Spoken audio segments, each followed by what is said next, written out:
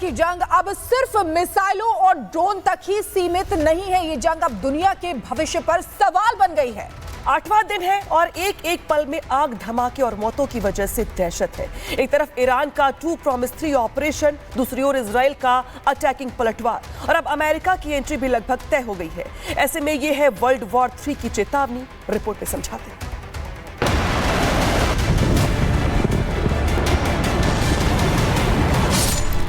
पिछले 8 दिनों से मिडिल ईस्ट के 2 देश धधक रहे हैं। वो आग के गोले पर बैठे हैं। इजराइल और ईरान के बीच छिड़ी जंग अब घरों तक पहुंच गई है। अस्पताल तबाह, पहाड़ों में आग, आसमान में उबलता मंजर। 2025 क्या वाकई तीसरे विश्व युद्ध का साल बनने वाला है? एक तरफ इजराइल का ऑपरेशन राइजिंग लायन और दूसरी तरफ ईरान का 2 Promise 3 ऑपरेशन। ये वो मिशन है जिसके जरिए अब दोनों देश तबाही मचा रहे हैं। नए वीडियो में देखा जा सकता है कि कैसे ईरान एक के बाद एक इजराइल की तरफ मिसाइलें कर रहा है, ड्रोन से इजराइल को निशाना बना रहा है। ईरानी हमलों को देखते हुए इजराइल ने भी उतना ही तेज पलटवार किया। रश्क के सेफिड रोड औद्योगिक पार्क पर लगातार 4 धमाकों से दहला दी। गोरगन शहर की इन तस्वीरों को देखिए, जहां इजराइल ईरान पर हमले कर रहा था तो दूसरी तरफ ईरानी डिफेंस सिस्टम इजरायली मिसाइलों को हवा में ही नष्ट कर रहे थे। सिर्फ मिसाइल ही नहीं, इजराइल ने ईरानी ड्रोन को भी हवा में मार गिराया। तेहरान को टारगेट कर जब इजराइल ने ड्रोन से हमला किया तो शूराबाद इलाके में आसमान में ही ड्रोन तबाह कर दिया।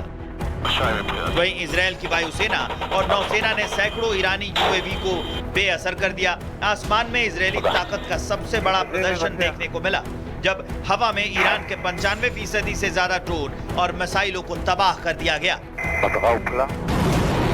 जहां एक तरफ ईरान पर इजराइल ताबड़तोड़ प्रहार कर रहा है, उनके कमांडर और वैज्ञानिकों को मौत की नींद सुला रहा है, तो वहीं दूसरी तरफ ईरान ने भी जंग के बीच बड़ा सैन्य बदलाव किया है। जनरल माजिद खादेमी को नया खुफिया प्रमुख बनाया गया है।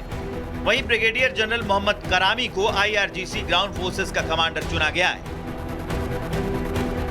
ईरान इजराइल जंग में अब अमेरिकी हथियारों की भी एंट्री हो गई है। अमेरिकी सेना के 14 कार्गो विमान इजराइल में उतर चुके हैं। गोला बारूद और अत्याधुनिक सैन्य उपकरण इजरायली सेना को सौंपे जा चुके हैं।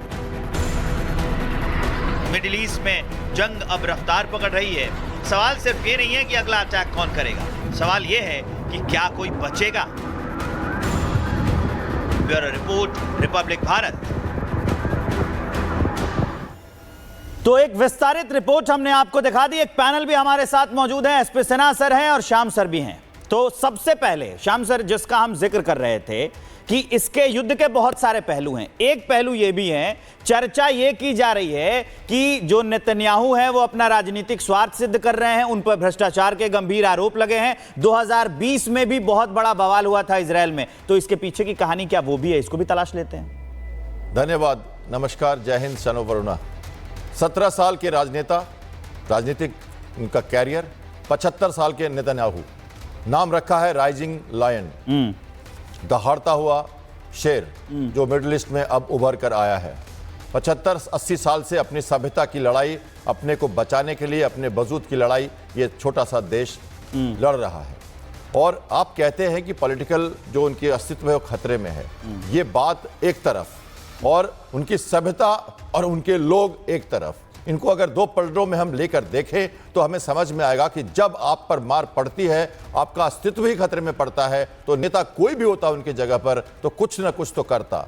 और ये बड़ा डिसीजन इसलिए लेना पड़ा है उन्हें कि उन्होंने कहा है कि बुराई की धुरी है ईरान, उसको मिटाना है। और अगर हम पहले उसके रूट कॉजेस को के पहले हमने उसके जो टेंटिकल्स हैं उनको हटाया, HHH, तो अब समय आया है, यही समय है, सही समय है। और रीजन दिया है वर्ल्ड को उन्होंने कि ये प्रॉक्सी वॉर चला जाएगा एटम उसके पास। इसके साथ ही पाकिस्तान की तरफ उंगली चली जाती है।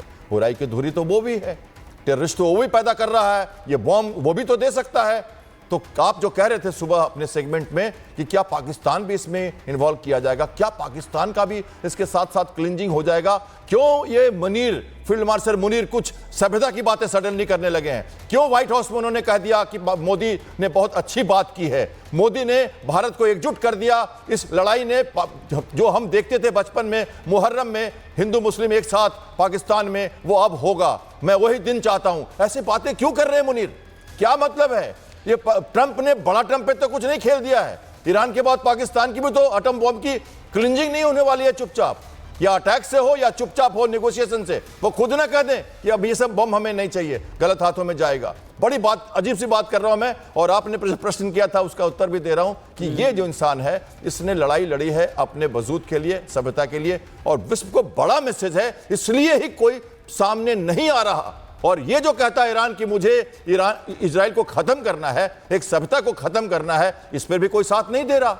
तो दोनों इतने अच्छे से लड़ रहे हैं, अब बात आई कौन मरेगा कैसे होगा। देखिए इजराइल को झेलना पड़ेगा, ये जो युद्ध है उसमें जो भयावन देख रहे हैं आप, जो डैमेजेस इजराइल को झेलना पड़ेगा। 2 हफ्ते का समय उन्होंने मांग लिया, रशिया चाइना कहने लग गया कि युद्ध बंद कर दो, तो आपको क्या लगता है इजराइल सस्टेन करेगा? और करना पड़ेगा जो भी हो। और ईरान के सिर्फ ईस्टर्न वेस्टर्न सेक्टर में लड़ाई हो रही है, अभी पूरा का पूरा ईस्टर्न सेक्टर खाली है, धीरे धीरे वो वेस्ट के ईस्ट की तरफ जा रहे हैं। अब आप बात करोगे बंदर अब्बास की, अब बात करोगे चाबार पोर्ट की, अब बात करोगे गल्फ की, अब सब वहां जाएगी बातें धीरे धीरे, लेकिन चलेगा।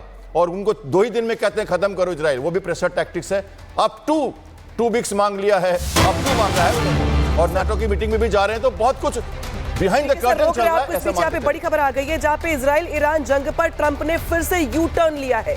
अब ईरान पर हमले का फैसला अगले 2 हफ्तों में लेंगे ट्रंप। व्हाइट हाउस की प्रवक्ता का बड़ा बयान सामने आया है, 2 हफ्ते तक कूटनीतिक रास्ता अपनाएंगे ट्रंप।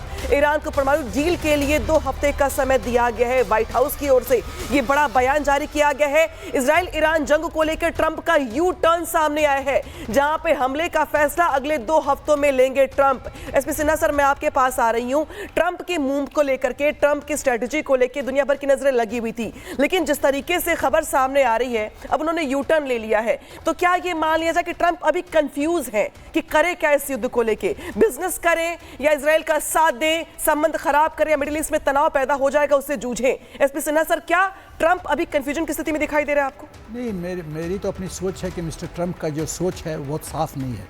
कहनी और करनी में, कथनी और करनी में बहुत फ़र्क है। वो जो कहते हैं वो होता नहीं है, जो होता है वो कहते नहीं है। दूसरी बात, तीसरी बात जो है कि मैंने सोचा था कि ये जंग करीब 7-8 दिन में, जिस तरह से इजराइल सिचुएशन को कंट्रोल कर रहा था, कि 6-7 दिन 15 दिन में जंग खत्म हो जाएगा, लेकिन अब लगता नहीं है, क्योंकि MIC फिर, अमेरिका का MIC मिलिट्री इंडस्ट्रियल कॉम्प्लेक्स फिर से एक्टिव हो गया है।